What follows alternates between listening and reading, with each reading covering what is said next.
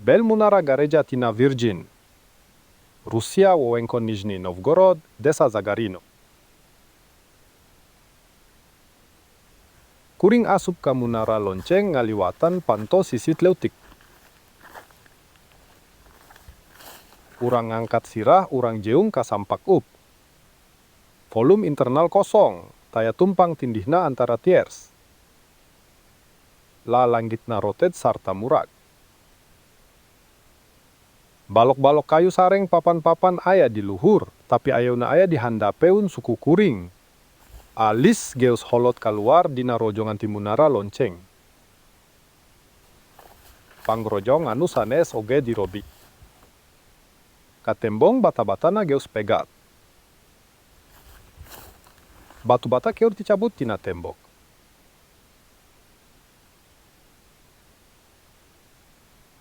Aya lis leutik luhureun lawang. Jung di dieu aya reses nokt kaluar. Yeu kumaha siling di jeun. Aranjeunna nokt kaluar liang dina tembok nempatkeun flooring kai di dieu. Aya panto di dieu. Yeu mangrupikeun lawang anu aya di tingkat siling enggal. Anu henteu aya dina desain arsitek. Abdi henteu nyangka lawang ieu oge direncanakeun. Gipsna murag sareng bata rusak katinggali. Ujung bata rusak henteu rata. Hayu urang tinggali ti sisi sejen. Eta sejen bata ieu dipotong tanpa mercilessly. Naha aranjeunna ngarecah tembok sareng nempatkeun lantai tambahan.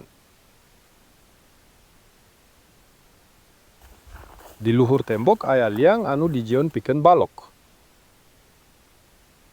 Liangna henteu rata jeung ukuranana beda. Liang ieu pegat kaluar dina tembok sanggeus konstruksi. Jeung nices ieu oge nokt kaluar. Tingali kumaha bengkung liang. Balok kayu oge diselapkeun kana liang anu diborengke.